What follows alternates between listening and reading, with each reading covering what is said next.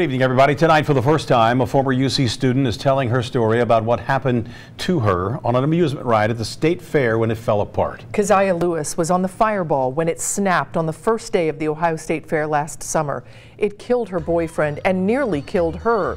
Local 12's Duane Pohlman sat down exclusively with Keziah, who's still recovering 6 months after the tragedy. Duane? Yeah, it's just an amazing story in just about every way. Keziah's world has been shattered. She lost a young man she loved and nearly lost her life. Her spine and a lot of other bones were shattered, and she was partially paralyzed for months. But Keziah is fighting to reclaim her life. One word of warning about this piece: there are a couple of pictures of Keziah that you may find disturbing, showing her in the air just before she crashed to the ground.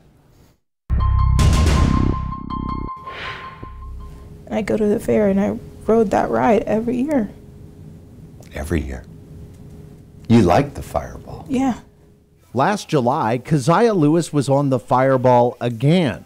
This time for the opening day of the Ohio State Fair with her boyfriend, Tyler Jarrell. Did you love him?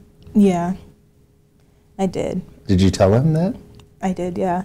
But on that awful night, Keziah can't remember what happened. I actually don't remember a lot from the day. You don't recall getting on the fireball. You don't recall the moment. The moment was horrific. A section of the fireball that she and Tyler were riding snapped, tossing them both in the air. Pictures taken from a bystander's video were shown to Keziah. It kind of looked unreal, like I was watching a movie or something.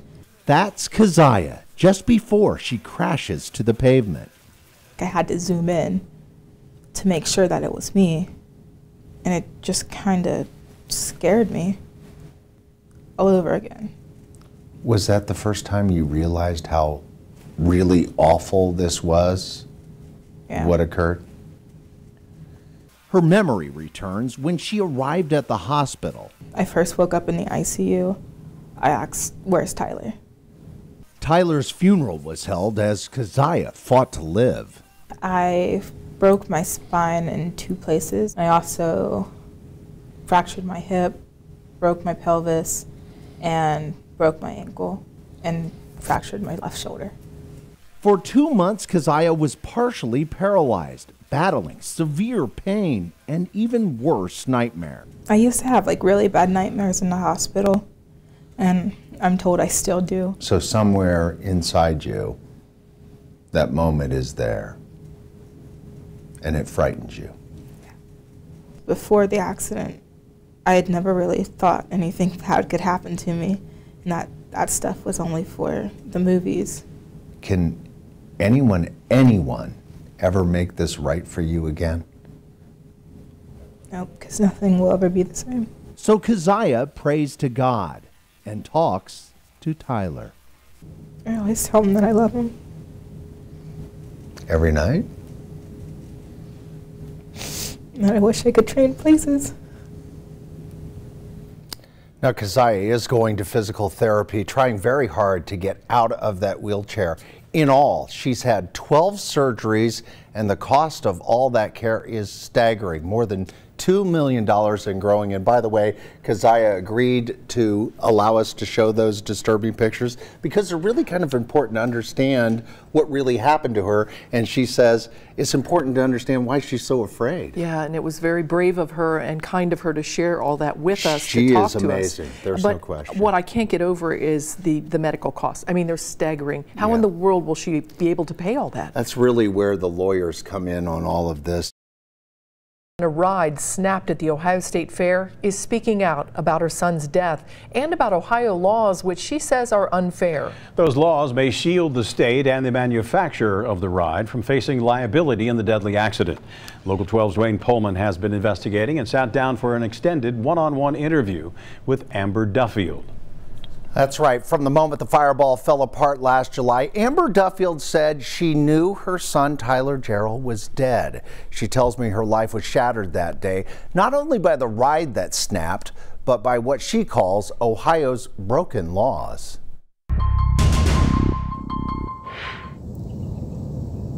My person tears at itself in these moments to be with you again. Every day, in peaceful slumber. Amber Duffield visits her son's grave. He was my son, my baby. Please come back. Please just come back to me. At home, Amber writes to her son in her journal. I feel as if I can't breathe from this loss. I feel as if I will explode. That explosion of emotions began on July 26th, the opening day of the Ohio State Fair, and that now infamous moment when the fireball snapped. Amber's son, Tyler Jarrell, who was just 18 years old, was killed. I said, no, that's my son. You knew? Somehow I knew, yes. From the moment news broke from the fair, Amber sent a flurry of unanswered text messages to Tyler. She saved them. Call Mom now, and I have to know you're okay. There was no response. Was that unusual? Absolutely. You were incredibly close. Yes. He began my day. He ended my day. And he was in the middle of my day. Hundreds of photos reveal some of those moments as Tyler grew. He had transitioned from that chubby baby face to getting that young man of the world look to him because of his choices that he made. Choices centered on service. In middle school, Tyler volunteered for the Columbus Police Explorers program. The week before he died, he enlisted in the U.S. Marine Corps. It was, Amber says, what her son was all about. Protecting others. The line between us and chaos. But Amber could not protect Tyler. On that awful night, Amber finally called the fair's first aid station. I said, this is Tyler Jarrell's mama. And she said, the highway patrol will be in touch. When troopers arrived, Amber says a heart-wrenching reality was brought home. I was beating my chest, going, tell me where my baby is, tell me. And that's when one of the highway patrolmen decided, ma'am, he's not coming home. Who do you blame? I think that gets a little tricky. Tricky? Why? It's a lot of pieces to that puzzle of responsibility. After an extensive investigation, the Ohio State Highway Patrol, along with the Dutch manufacturer of the fireball, KMG, concluded excessive corrosion caused the catastrophic failure. A bystander's photo is part of the investigative report, showing clearly a crack in the very spot where the fireball fell apart just minutes later. How could this ride have possibly been turned on? Attorney Mark Kittrick represents the estate of Tyler Jarrell. This was a tragedy because of multiple errors by multiple parties. But because the tragedy happened here in Ohio, Kittrick says, some of those parties are protected by our state law.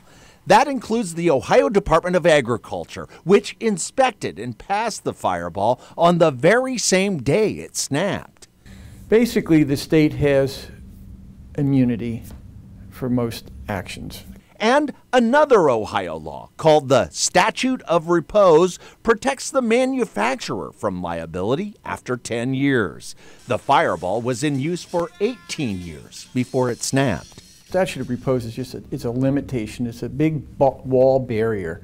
So if you want to go past that wall in a certain time, good luck. It's a pro-corporation, anti-consumer law. I'm looking at the statute of repose. Does that ring a bell? I'm familiar with it. Yeah.